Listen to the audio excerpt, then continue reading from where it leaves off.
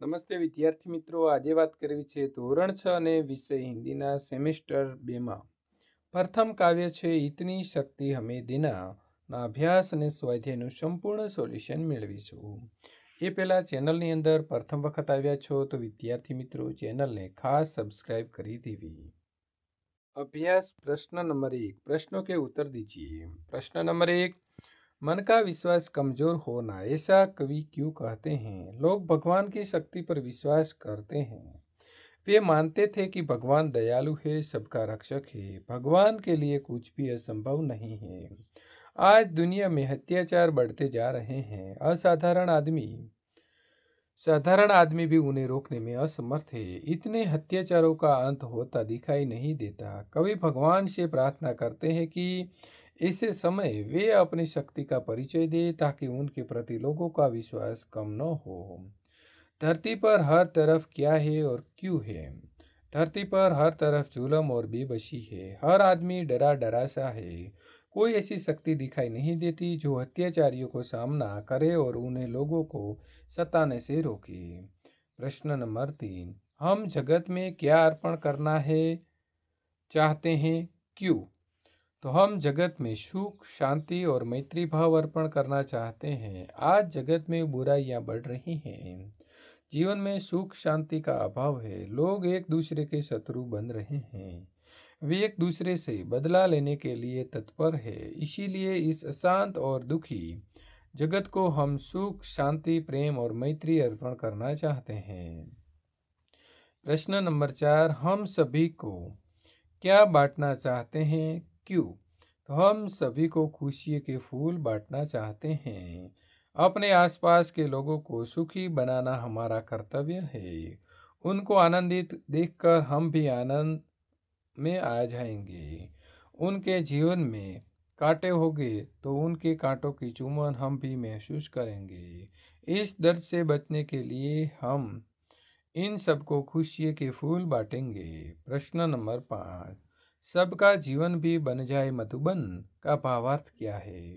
तो मधुबन का अर्थ है वे बगीचा जिसमें सुंदर और खुशबूदार फूल खिले हो। हमें सबको खुशियों के फूल बांटने चाहिए। ये फूल पाकर लोगों को चेहरे पर उदासी नहीं रहेगी। उनका मन प्रसन्नता से भर जाएंगे। वे आनंद और उल्लास का अनुभव करेंगे। इस प्रकार उनका जीवन सुखी बन जाएगा। प्रश्न नंबर 2, नीचे दिए गए खाली स्थानों में उचित शब्द भरते हुए वाक्य को पूरा कीजिए। क्योंकि, ताकि, और, की, लेकिन, फिर भी, या। राधा पढ़ने में तेज है लेकिन खेल में नहीं। रोहित बहुत तेज भागा क्योंकि वो गाड़ी पकड़ना चाहता था। सुरेश को बुखार था फिर भी वो स्कूल गया। मैं समझता हूँ कि वो क्या कहना चाहता है। आप चाय पसंद करेंगे या कॉफ़ी? मैंने सुबह की पढ़ाई कर ली ताकि शाम को खेल सकूं। अध्यापक रुक गए और लड़के के बोलने की प्रतीक्षा करने लगे। निम्नलिखित विषय के बारे में अपने विचार को आपको बताना है। बारिश होनी चाहिए या नहीं? बारिश होने से धरती हरी भरी बनती है और खेत में अच्छी फसल होती है। बारिश होने से कीचड़ होता है, गंदगी फैलती है और बीमारियां भी बढ़ती हैं। उदित पहला उत्तर देता है, अब तो इस गर्मी से जितना जल्दी छुटकारा मिले इतना अच्छा। हे इंद्र देवता, जल्दी बादलों को भेजिए और हमें आनंद दीजिए। संकेत, क्या यार तुम भी बादलों को बुला रहे हैं? बरसात हुई नहीं कि सब जगह कीचड़ ही कीचड़। उदित, अरे बारिश तो भगवान का वरदान है। उसके धरती हरी भरी बनती है और खेतों में अच्छी फसल भी होती है। उसी से हमें पीने का पानी भी मिलता है। संकेत, पानी तो हमें कुएं, नदी आदि से भी मिलता है। उदित, छठी कक्षा में आकर भी तुम शिशु जैसी बात करते हो। अरे वर्षा का पानी ही नदी और कुएं में जाता है। अकाल में नदियां सूख जाती हैं और कुएं में पानी नहीं रहता। संकेत, लेकिन बारिश होने से कीचड़ होता है, गंदगी फैलती है और बीमारियां बढ़ती है। उदित, लेकिन पानी के बिना तो हमारा जीना मुश्किल हो जाता है। पीने, नहाने, खाने बनाने और सफाई तथा खेतों की सिंचाई के लिए हमें पानी की जरूरत पड़ती है। संकेत, अरे हाँ, जल ही जीवन कहा जा सकता है। उदित, अब बताओ कि बारिश होनी चाहिए या नहीं? संकेत, होनी चाहिए, जरूर होनी चाहिए, क्योंकि बिन पानी सब शून्य। उदाहरण के अनुसार विशेषण का उपयोग करके आपको वाक्य बनाना है। कुछ कुछ कपड़े गंदे हैं। सुंदर सुंदर चित्र सबको अच्छा लगता है। 4 गाय के 4 पैर होते हैं। उसका उसका भाई विदेश गया। थोड़ा मुझे थोड़ा पानी चाहिए। लाल दीदी को लाल गुलाब पसंद है। तीसरा तीसरा कमरा खाली था। 15 एक पक्ष में 15 दिन होते हैं। संयुक्त अक्षर को शब्द बनाकर वाक्य में प्रयोग कीजिए। क तो धक्का, उसने मुझे धक्का मारा। च च तो कच्चा, ये आम कच्चा है। तो कुत्ता, कुत्ता वफादार जानवर है। न अन अन खेत में पैदा होता है। द और ध तो बुद्ध, ये भगवान बुद्ध की मूर्ति है। द वत्ता व विद्वान, ये विद्वान पुरुष है। स वत्ता व तो विश्व, विश्व में शांति होनी चाहिए। ह वत्ता य अहस्य, आज अहस्य गर्मी है। द वत्तम तो से पद्म, उसके चरण पद्म जैसे हैं। इस काव्य को टेप रिकॉर्डर या तो यूट्यूब में जाकर भी आप मोबाइल से भी, या तो आपकी कक्षा में जो टीवी लगाई हुई है उसमें ये काव्य आप सुन सकते हैं।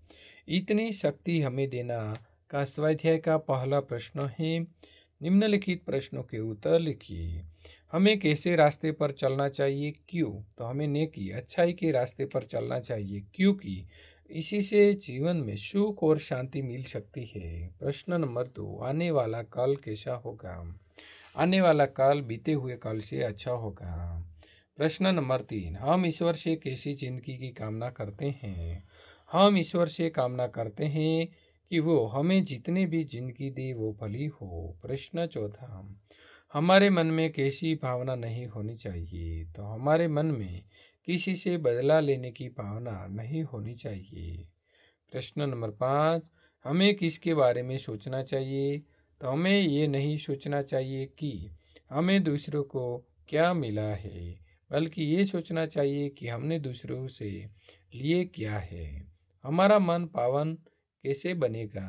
तो हमारा मन करुणा से जल से पावन बनेगा। प्रश्न नंबर 7, कविता में कैसा जल बहाने की प्रार्थना की गई है? क्यों? तो कविता में करुणा का जल बहाने की प्रार्थना की गई है, क्योंकि उससे हमें सबका मन पवित्र बनेगा। प्रश्न 8वां, किसकी रचना का अंत नहीं होना चाहिए? तो ईश्वर की बनाई हुई रचना का अंत नहीं होना चाहिए। उदाहरण के अनुसार समान तुक्के वाले तुकांत शब्द को आपका लिखना है। लड़ाई, उतराई, कमाई, बुनाई, धुलाई, पढ़ाई, सिलाई। लताएं, कथाएं, प्रथाएं, व्यथाएं। सुंदरता, मानवता, सफलता, श्रेष्ठता। ग्वालिन, मालिन, तेलिन और दर्जीन।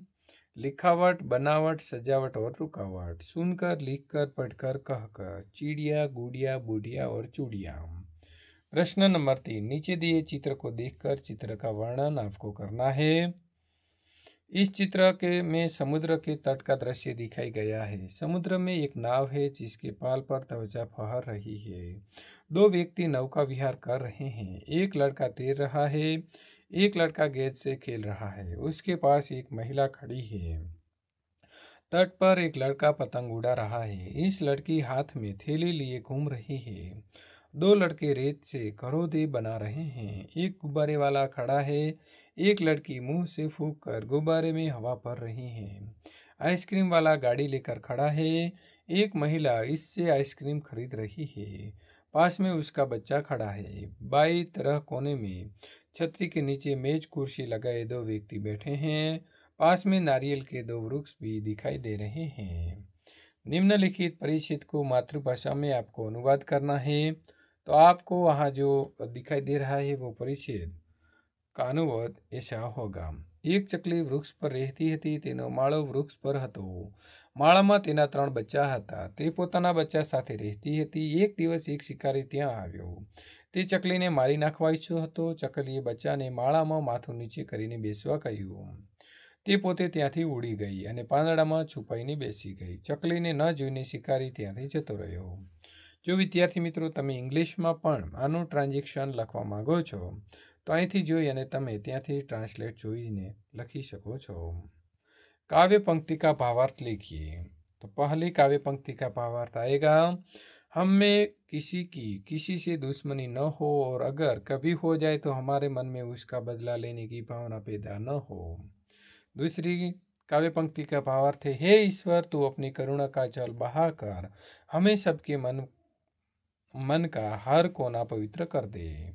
વિદ્યાર્થી મિત્રો, આ પ્રકારે સોલ્યુશન મેળવવા માટે અહીં આપેલી એન્ડ સ્ક્રીન ઉપર ક્લિક કરીને સોલ્યુશન મેળવી શકો છો।